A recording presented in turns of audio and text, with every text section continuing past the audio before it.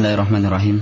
Alhamdulillah, Allah subhanahu wa ta'ala memberikan kesempatan untuk terus mengkaji tentang dinul Islam ini.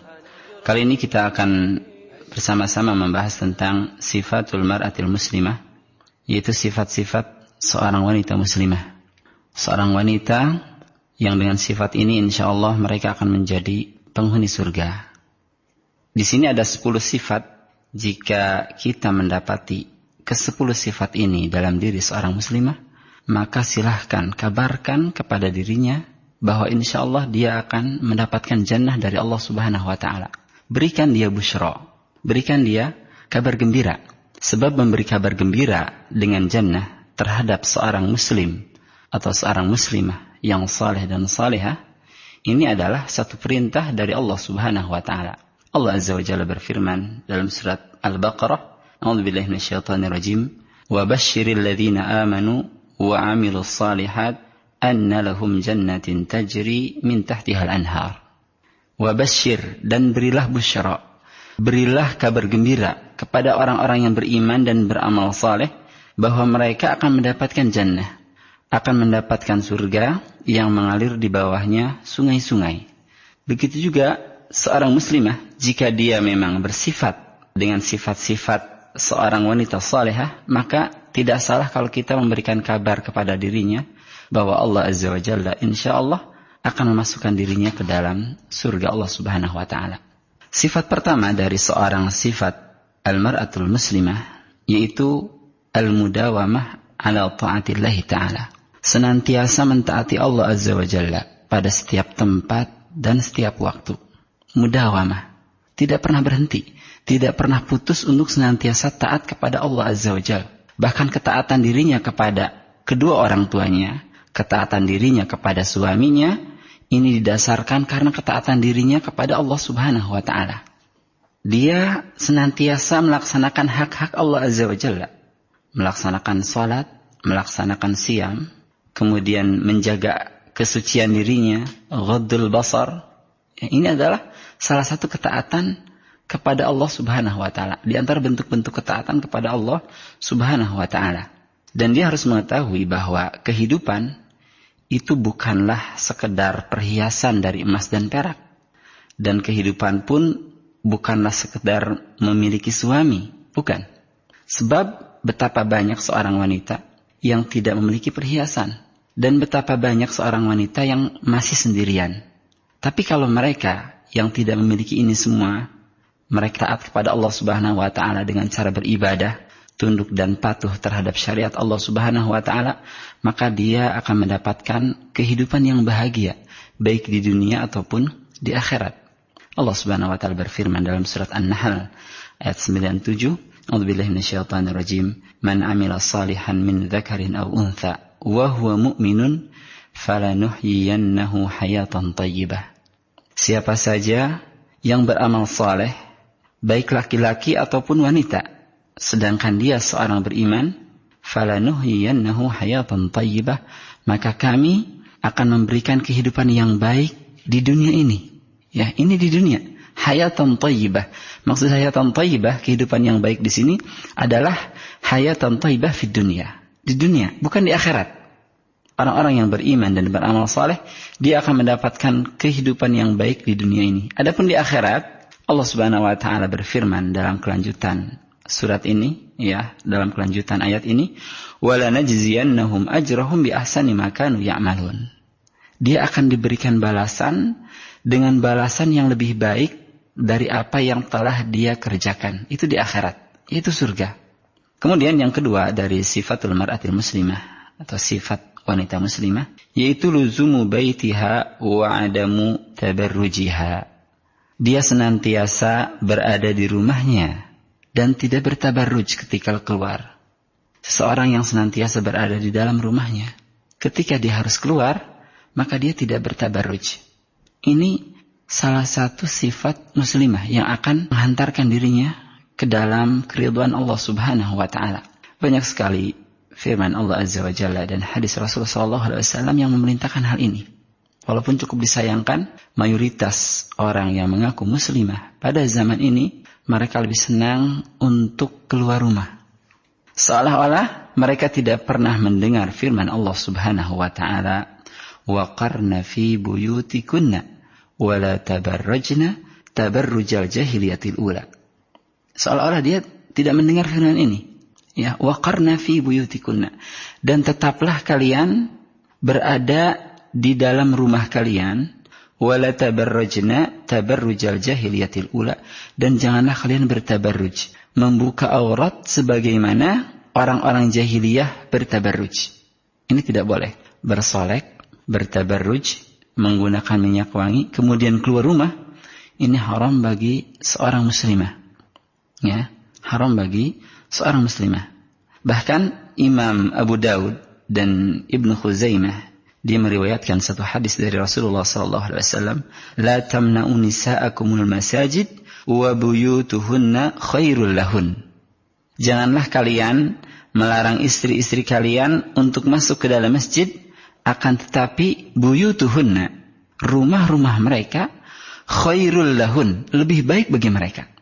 Dan Rasulullah SAW mengatakan hadis ini di Madinah. Di sana ada Masjid Nabawi. Ada Masjid Nabawi, yang mana kalau kita salat 1 rakaat di sana, itu sama dengan salat 1000 rakaat di masjid luar Masjid Nabawi, kecuali Masjidil Haram. Banyak sekali pahala kalau kita salat di Masjid Nabawi. Tapi tetap Rasulullah SAW mengatakan kepada para muslimah, wa buyutuhunna khairul lahun. Rumah-rumah mereka itu lebih baik daripada masjid. Artinya ketika itu rumah mereka untuk melakukan salat di sana bagi seorang wanita itu lebih baik daripada salat di Masjid Nabawi. Bagaimana dengan rumah-rumah yang ada di Bogor, di Jakarta? Ini jelas sekali. Rumah itu lebih baik daripada masjid-masjid yang ada di daerah sini.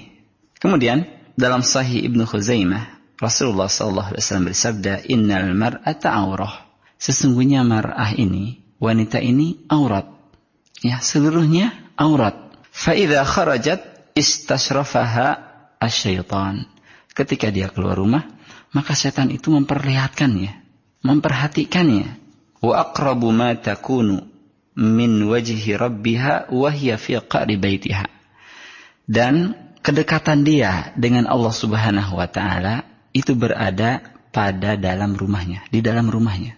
Ya, kalau kedekatan seorang muslimah dengan Allah Subhanahu wa taala ada di dalam rumahnya, bukan di tempat lain. Ini yang kedua.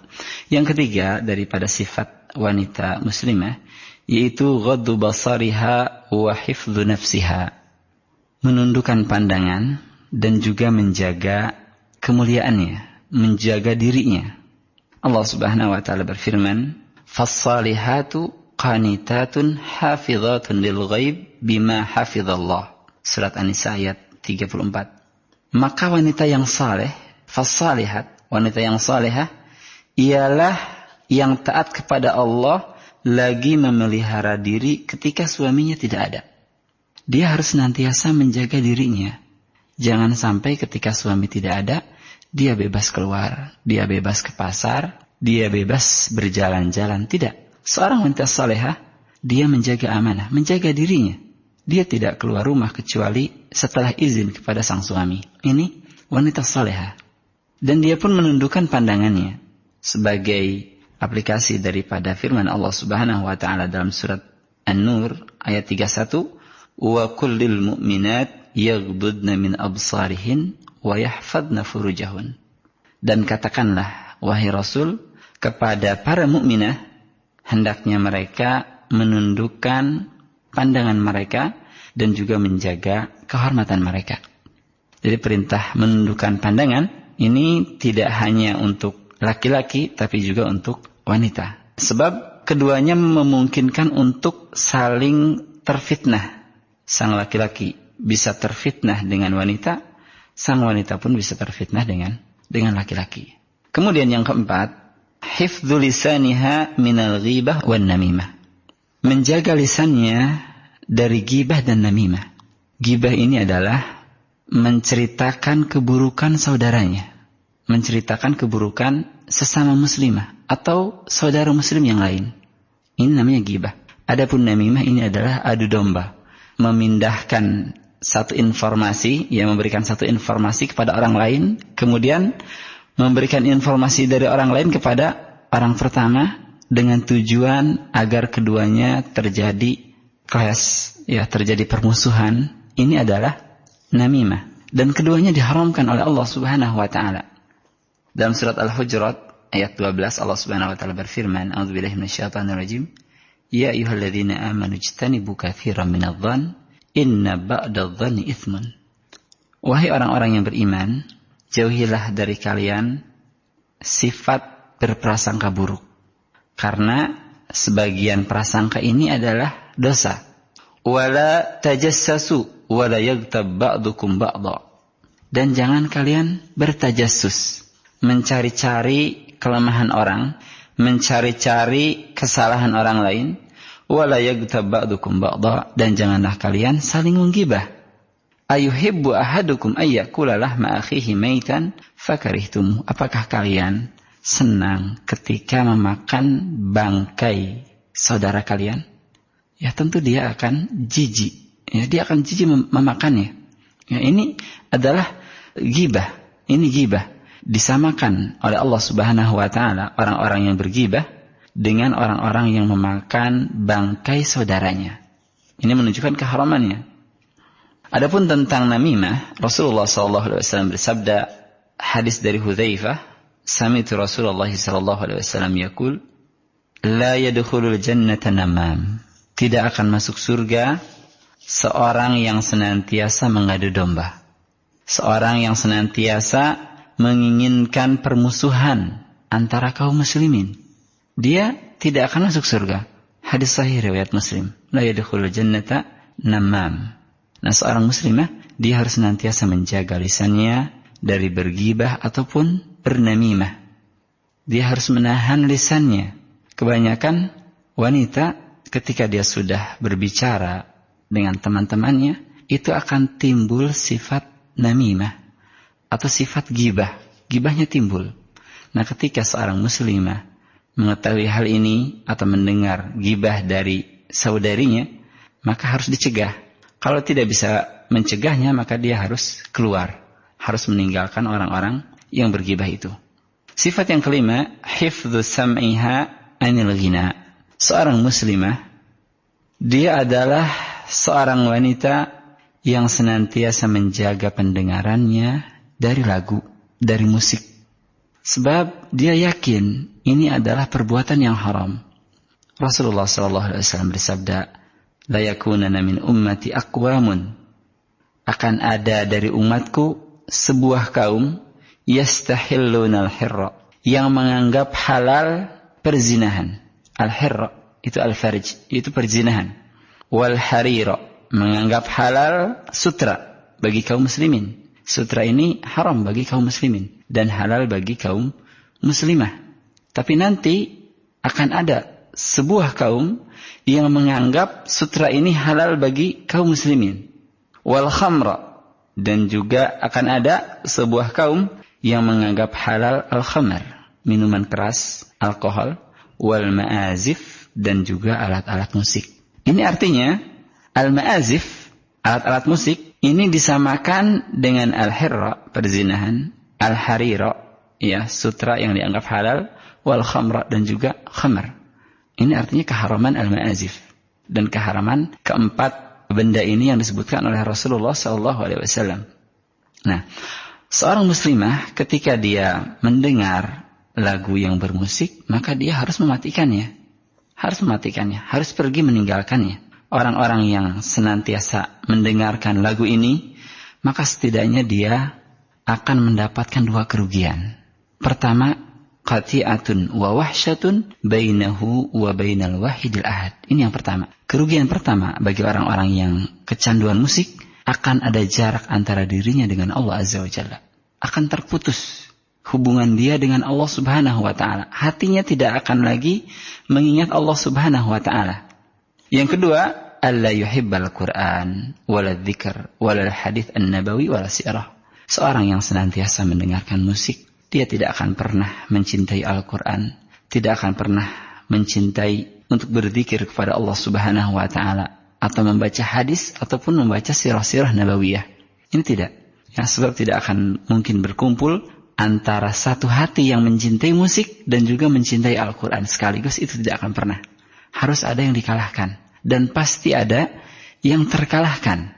Ketika dia mencintai Al-Quran, maka dia akan membenci musik. Ketika dia mencintai musik, maka Al-Quran pun terlalaikan.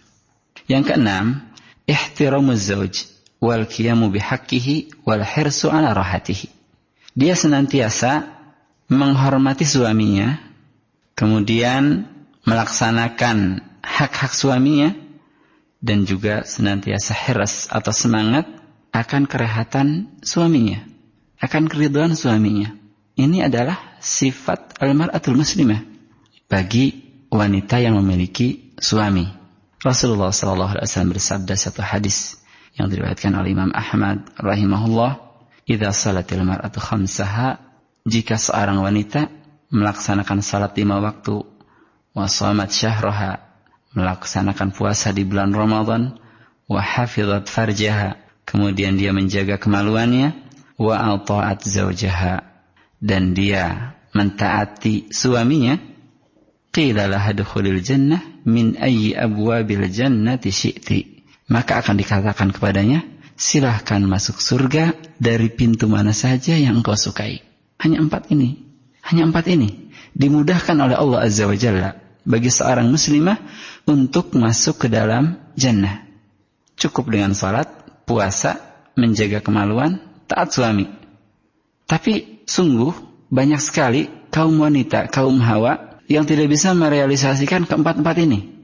Sehingga jauh sekali dia dengan jannah. Bahkan diinformasikan oleh Rasulullah SAW bahwa mayoritas penghuni neraka adalah kaum hawa. Padahal telah dimudahkan oleh Allah Azza wa Jalla. Ini menunjukkan kelemahan sang wanita. Dia harus senantiasa beristi'anah kepada Allah Azza wa Jalla agar dia menjadi penghuni surga dan terjauh dari neraka. Sifat yang ketujuh, al-iktisadu fil ma'isyah wa adamul israf fil ma'kal wal malbas wal mashrab. Dia harus senantiasa hemat dalam kehidupannya. Tidak boleh boros. Tidak boleh boros baik dalam hal makanan ataupun pakaian ataupun minuman. Hidup pertengahan, hidup yang hemat, hidup sederhana. Ini kehidupan yang sangat dicintai oleh Allah Subhanahu wa taala. Dan Allah Azza wa Jalla membenci orang-orang yang boros, bahkan cenderung mubadzir. Ini pekerjaan setan. Bahkan orang-orang mubadzir itu termasuk saudaranya setan. Saudara setan. Oh, ini ngeri sekali.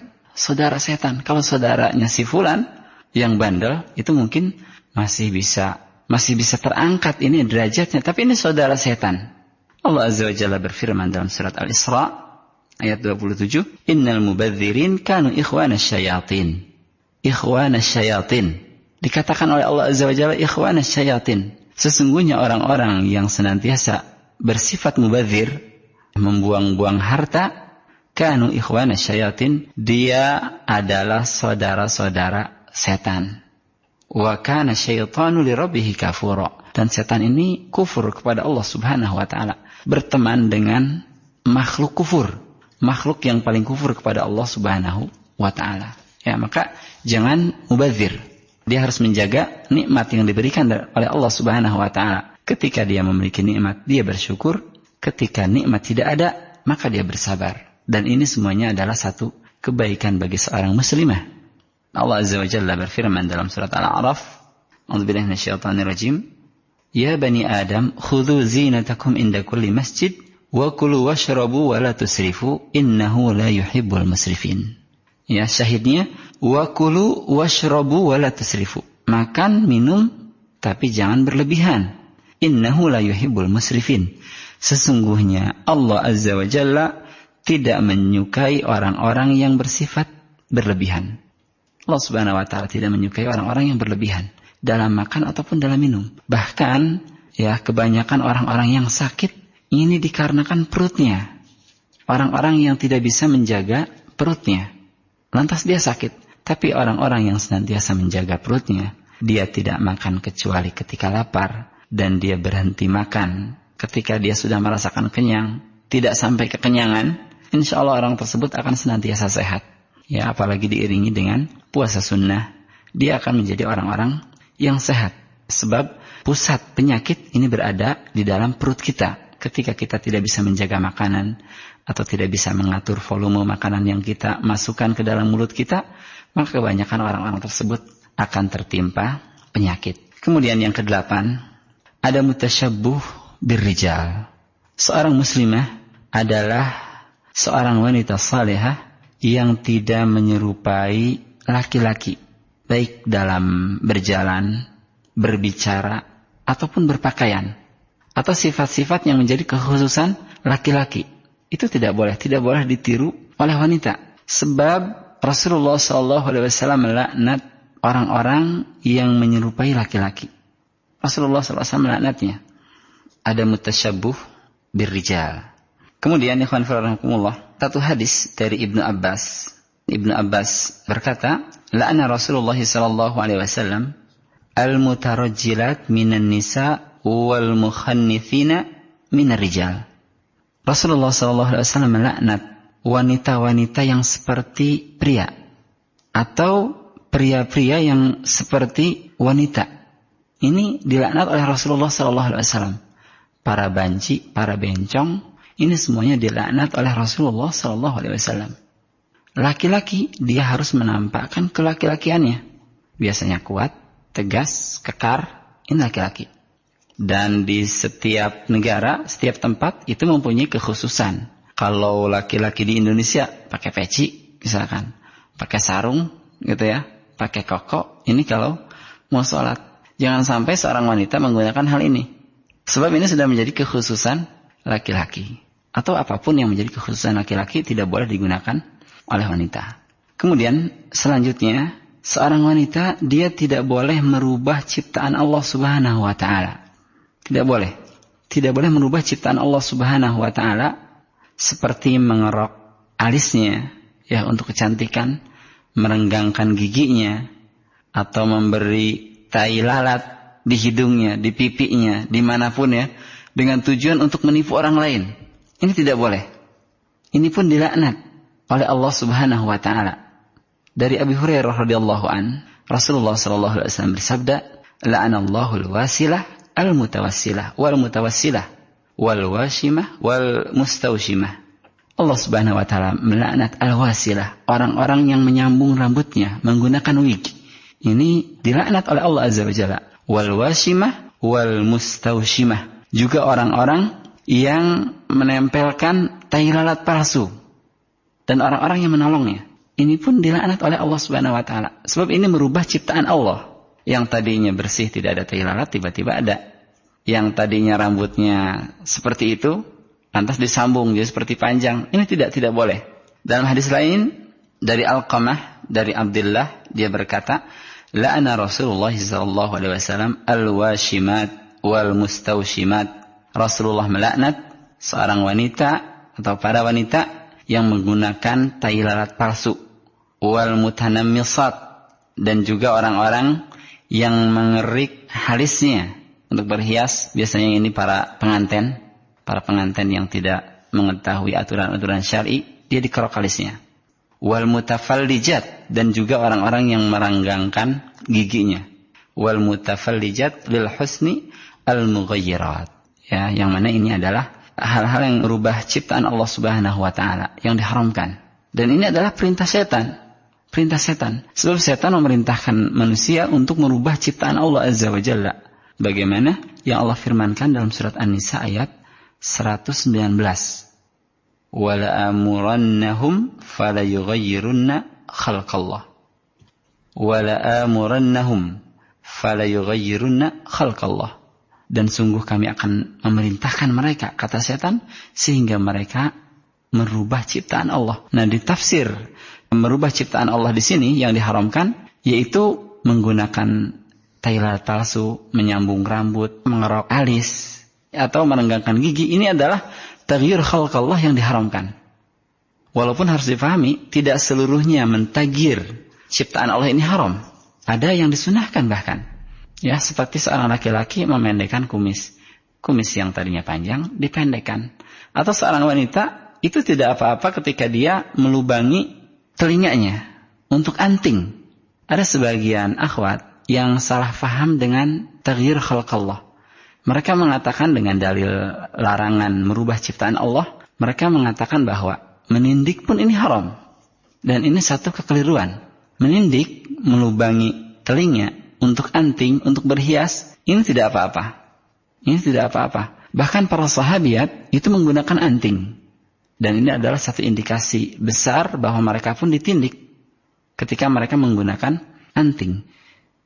Imam Muslim meriwayatkan satu hadis ketika Rasulullah SAW memerintahkan para sahabiah untuk bersedekah, ya karena mereka mayoritas ahlun nar, maka di antara mereka ada yang melemparkan anting-anting mereka, ada juga yang melemparkan cincin-cincin mereka. Hadis sahih riwayat Imam Muslim. Ini artinya para sahabiah menggunakan anting dan menggunakan cincin. Dan ini pun satu bantahan kekeliruan seorang syekh yang mengatakan bahwa tidak boleh wanita menggunakan perhiasan yang melingkar. Seorang muhaddits mengatakan bahwa tidak boleh menggunakan perhiasan yang melingkar. Dan ini dibantah oleh Syekh bin Baz rahimahullah bahwa menggunakan perhiasan yang melingkar bagi seorang wanita ini boleh. Dengan dalil ini bahwa para sahabiah itu ada yang bersedekah yang dilemparkan ke pakaian Bilal, itu ada yang melemparkan antingnya, aqrintatihinna wa khawatimihinna, ada yang melemparkan cincinnya, dan cincin adalah perhiasan yang melingkar. Jadi tidak apa-apa seorang wanita menggunakan perhiasan yang melingkar. Yang 9, wa antahris 'ala ta'at wan nawafil min shalah wa siyam wa qiyam. Dia senantiasa heres atau semangat untuk menjalankan ketaatan, ya ketaatan sunnah, baik salat, puasa, ataupun qiyamul lail, ataupun yang lainnya, seperti berzikir. Basahi lidah kita dengan berzikir kepada Allah Azza wa Jalla, tatawuan lillah. Kita mengharap pahala yang besar dari Allah Subhanahu wa taala, seperti mengucapkan subhanallah wa bihamdi subhanallahil azim. Imam Bukhari dan Muslim meriwayatkan bahwa Rasulullah bersabda, kalimatani khafifatani 'ala lisan, thaqilatani fil mizan, habibatani ila rahman, subhanallahil azim, subhanallah wa bihamdi, atau subhanallah wa bihamdi, subhanallahil azim. Ya, ada dua kalimat yang mudah diucapkan oleh lisan, tapi berat dalam timbangan kebaikan, dan dicintai oleh Ar-Rahman, oleh Allah Subhanahu wa taala, yaitu kalimat subhanallahil azim, subhanallah wa bihamdi. Ucapkan dua kalimat ini, subhanallahil azim, subhanallah wa bihamdi. Dan yang terakhir, antakuna amiratan bil ma'ruf nahiyatan 'anil munkar da'iyatan ilal khair fi awsatin nisa. Seorang muslimah harus senantiasa beramar ma'ruf dan nahi munkar di tengah-tengah kaum muslimah yang lain. Sebarkan ilmu, ya, tebarkan salam, dan juga kalau melihat kemungkaran maka rubah sebisa mungkin. Insyaallah wanita-wanita semacam ini akan menjadi wanita-wanita penghuni surga dan terbebas dari api neraka, dan dia akan mendapatkan kebahagiaan di dunia dan di akhirat. Wallahu a'lam.